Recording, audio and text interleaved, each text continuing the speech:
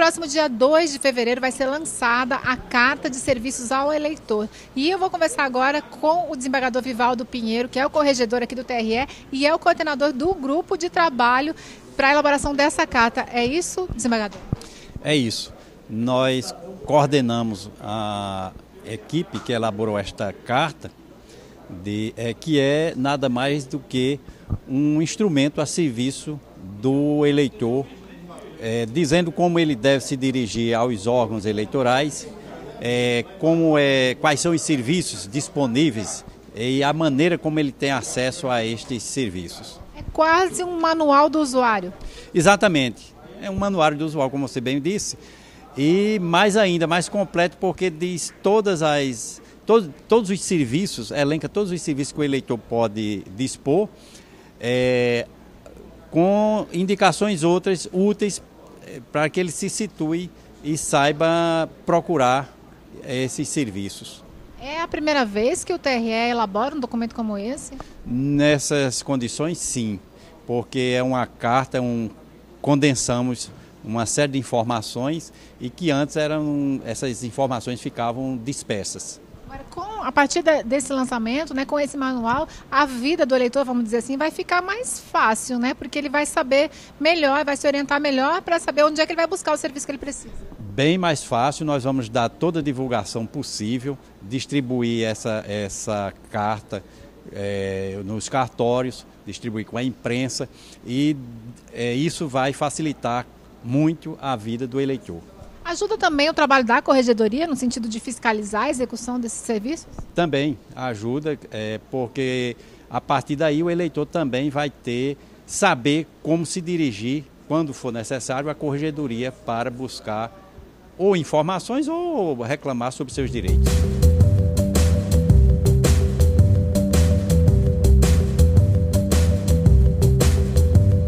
Justiça Eleitoral na TV conversa agora com o juiz Arthur Cortez.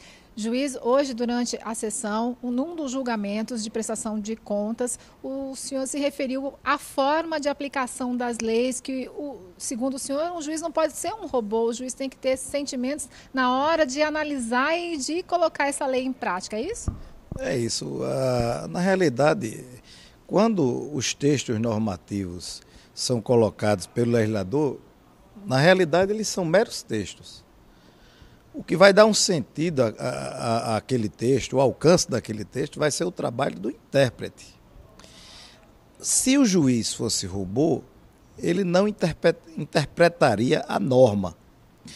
Consequentemente, ele afastaria do seu trabalho de aplicador do direito todos os valores que regem a sociedade, todos os princípios que regem a sociedade, e seria um mero repetidor de textos, portanto, dos quais não teria sido resgatado ainda o deôntico amoldado a uma interpretação tópica, a um caso concreto, portanto, e também as regras máximas da experiência, a argumentação, enfim, o processo de aplicação da lei, ele não pode ser um mero processo subsuntivo, automático, imediato. Porque se assim o for, você não precisa de aplicador da lei. Aí sim, vai precisar tão somente de robôs programados para, dado uma situação concreta, a segurança jurídica, nesse caso, não seria uma segurança jurídica do sistema, dada uma situação concreta, seria uma situação da letra literal da lei. Portanto, isso deve ser afastado, porque vai desconhecer tudo aquilo que a sociedade pensa, tudo aquilo que a política pensa, que a filosofia pensa, que a sociologia pensa. Enfim, o que representa, na realidade, um trabalho hermenêutico para o magistrado. Agora, juiz, como interpretar essas leis sem correr o risco de implementar aí 2 pesos e 2 medidas?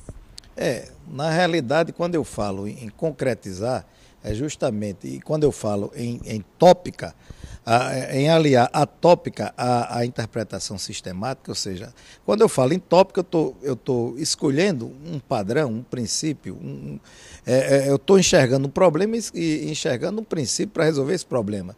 No caso da votação agora passada, eu pude enxergar para aquela situação tópica um princípio que eu extraí do sistema, o princípio da boa-fé aplicado ao processo eleitoral, porquanto não houve a utilização de má-fé no procedimento do candidato.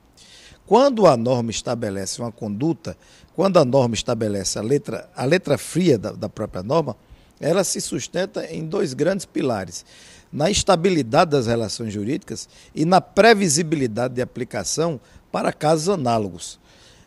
Por lógico que esse é um norte a ser seguido.